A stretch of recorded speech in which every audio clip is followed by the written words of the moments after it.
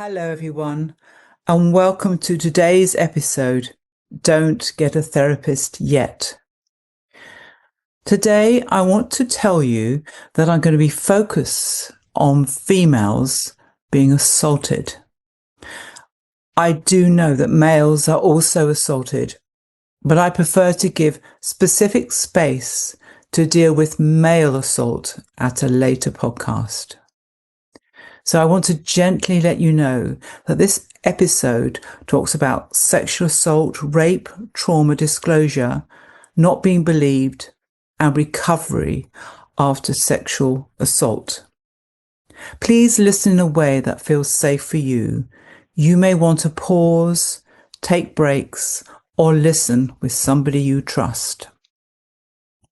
Today, we are talking about something very deeply painful, but it is also in the news of late regarding sexual assault and the perpetrators not being punished appropriately. So I feel this topic is incredibly important. The impact of sexual assault on women, especially young women, and what can happen to them psychologically and physically after an assault. We will look at what research tells us about the rape trauma, PTSD after sexual assault, the effect if the person is dismissed or not believed, and of course the additional distress caused when perpetrators are not prosecuted. Then, importantly, we will talk about how therapy can help women recover after sexual assault, and what types of therapy are also the most helpful. This is not just a conversation about trauma. It's a conversation about belief, justice, healing, and hope. So I'm going to start by talking about the impact of sexual assault on a young woman. Sexual assault is not simply something bad that happened. It can affect a woman's whole sense of safety, identity, trust, and control. After sexual assault, many women experience what we call a trauma response. This is not weakness. This is the brain and the body trying to survive something overwhelming.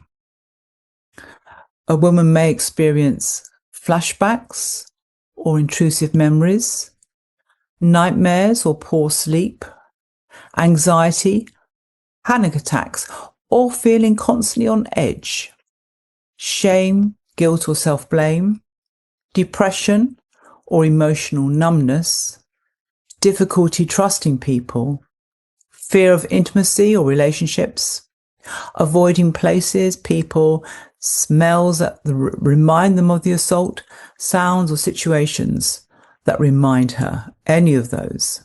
Feeling detached from her body, difficulty concentrating at work, school or university, changes in eating, drinking or self-care, feeling dirty, damaged, or not herself anymore.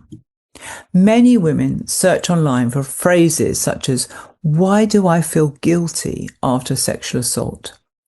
Is it normal to freeze during rape? Why can't I remember parts of the assault? Or how do I heal after being sexually assaulted?" These are heartbreaking questions, but they are also very common. One of the most important things to understand is that during sexual assault, the nervous system may go into fight, flight, freeze, flop or fawn. Some women might fight back. Some try to flight, escape. Some freeze, just frozen on the spot. Some fawn. They may become compliant because their brain is trying to reduce the danger. Maybe they think something worse will happen afterwards. Freezing is not consent. If you're not shouting out loud, that's not consent. Fighting back is not consent. Knowing the person is not consent. Having had previous sexual contact is also not consent. Our bodies respond to trauma automatically. It's not our fault. It's not a choice that you made. It is not your fault.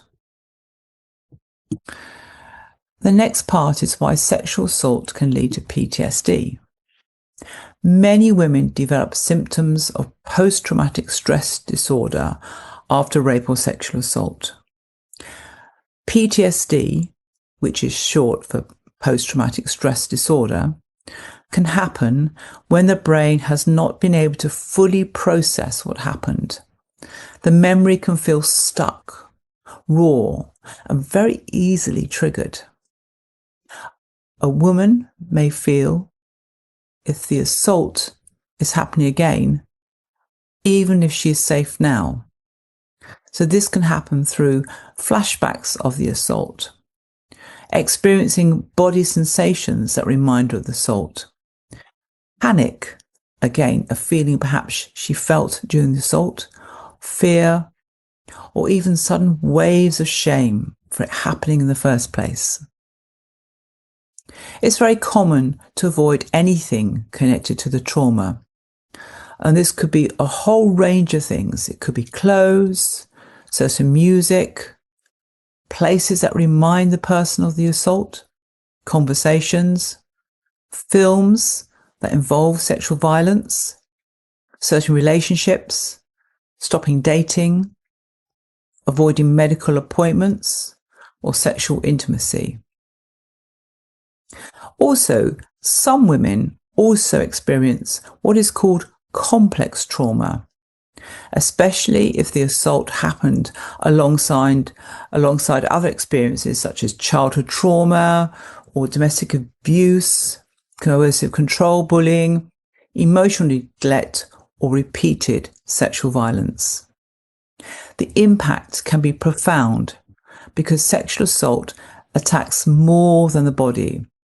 It attacks the person's sense of choice, safety, and dignity.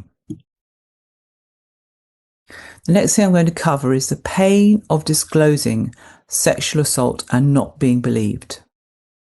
One of the most damaging experiences after sexual assault can be telling someone and not being believed. Many women find that the response they receive after disclosure becomes a second trauma. This is sometimes described as secondary victimization or institutional betrayal. A woman may disclose to a friend, partner, parent, teacher, employer, police officer, doctor, or therapist. The problem is if the response is cold, doubtful, blaming, or dismissive, it can really deepen the wound. She may hear comments such as, "Are you sure that's what happened? Why didn't you leave? Why didn't you scream? Why were you drinking? What were you wearing? So why did you go back to his place? He seemed such a nice person. Maybe you misunderstood. Why didn't you report it straight away?" These responses can be absolutely devastating. Many women already blame themselves. When others question them, they may begin to feel even more ashamed, confused, and alone. This can lead to thoughts such as, well, maybe it was my fault. Maybe no one will ever believe me. Oh, I should have done more to stop it.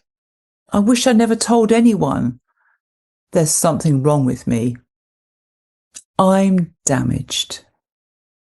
Being disbelieved can increase feelings of depression, anxiety, self-blame, isolation, and further symptoms of PTSD. It can also make women less likely to seek help in the future. This is why the first response to disclosure matters so much. A helpful response would be something like, I believe you. I'm so sorry this happened. This was not your fault. You did at the time what you needed to do to survive. You are not alone. So many women experience this. How can I help you? What do you need to do right now? Do you think you'd like support from specialist help? Now, these words can be life-changing. The next part we're going to talk about is what happens when perpetrators are not prosecuted. This is another deeply painful issue, and it's what happens if the perpetrator is not prosecuted, charged, or convicted, or given a very lenient sentence. For many women, the criminal justice process can feel confusing, exposing, and even re-traumatizing.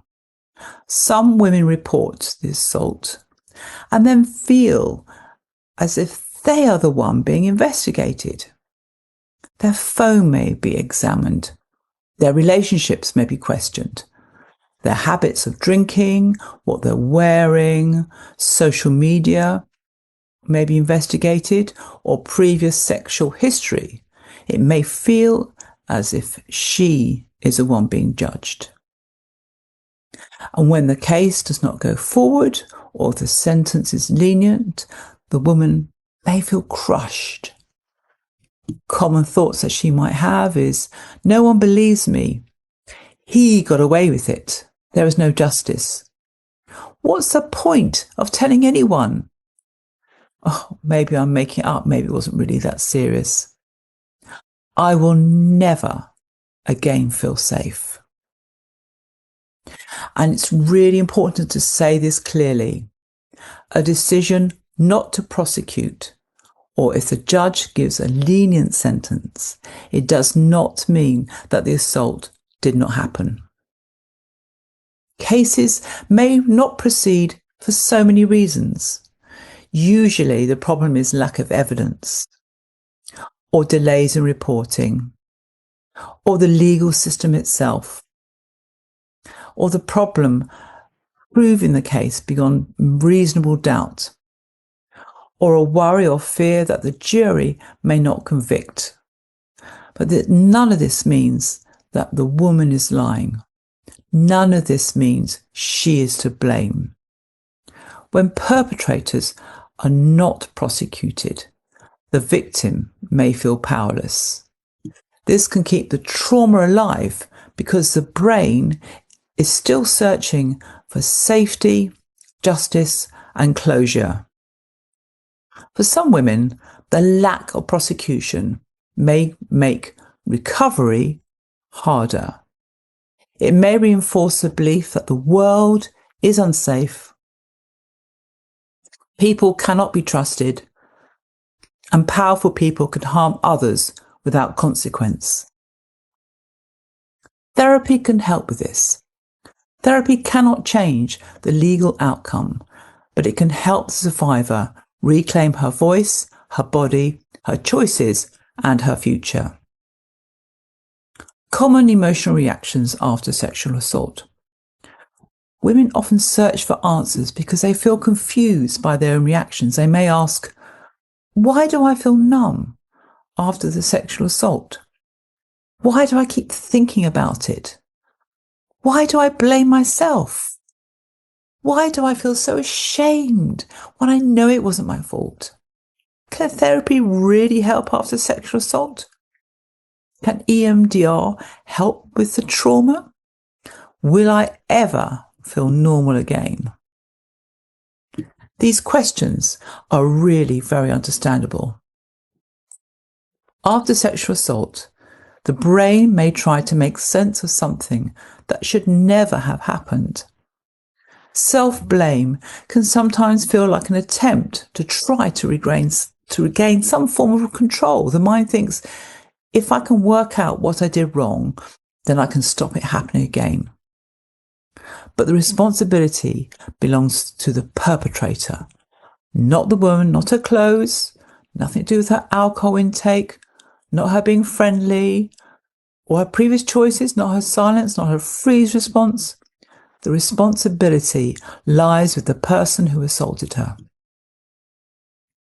So, can therapy help after sexual assault? Let's talk about healing. Many women want to know what therapy helps after sexual assault. The answer is that recovery is possible, and there are several evidence-based approaches that can help. The most commonly recommended for therapies for trauma after sexual assault include trauma-focused CBT. Trauma-focused CBT, or cognitive behavioral therapy, helps women understand how trauma affects our thoughts, feelings, body sensations and behaviour.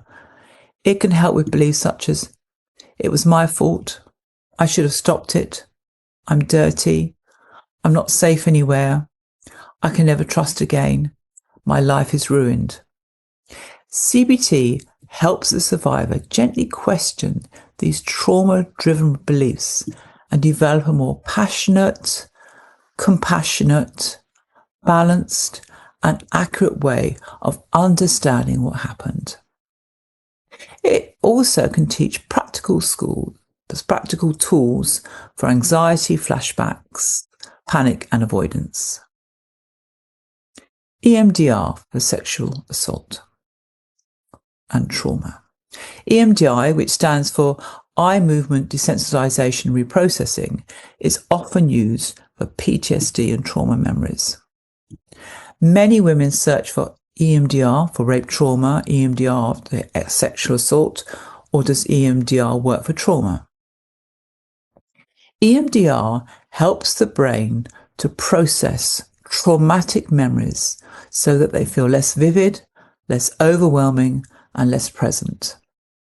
The memory often stays, but it often becomes less emotionally charged. For example, a woman may move from I am powerless to I survived, or from it was my fault to I did what I could do to survive. EMDR is a very powerful therapy.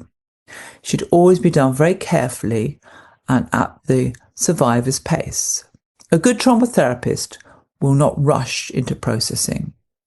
They'll first help the person through EMDR techniques feel more stable, grounded and safe. Compassion-focused therapy. After sexual assault, many women are extremely harsh with themselves. They may feel shame, anger or disgust towards themselves, even though they did nothing wrong. Compassion-focused therapy can help reduce feelings of shame and self-criticism. It can help the survivor begin to speak to herself with kindness rather than blame. This can be really powerful because trauma often leaves women feeling disconnected from themselves. Compassion helps to rebuild that connection. A key message might be, I am not to blame for what happened to me. I deserve care, protection, and healing. Grounding and stabilization skills. Before going deeply into trauma memories, many women need skills to manage flashbacks, panic, and disassociation. Grounding techniques could include name 5 things you can see, feeling your feet on the floor, hold something cold, breathing slowly and steadily, looking around and saying, I am here right now, I am safe. Reminding yourself of being in the present moment, today's date, using a safe image or safe place exercise, which means actually imagining a place where they feel safe and all the senses that go with that. Noticing colours, textures and sounds in the room. So these tools can help the nervous system understand that the trauma is not happening right now. Trauma-informed counselling. So some women may just simply need space to talk, cry, be believed, and slowly make sense of what happened. Trauma-informed counselling can help women to feel heard and supported without being pressurised to close every detail. A good trauma therapist understands consent, pacing, shame, disassociation, avoidance, and the importance of the person feeling emotionally safe.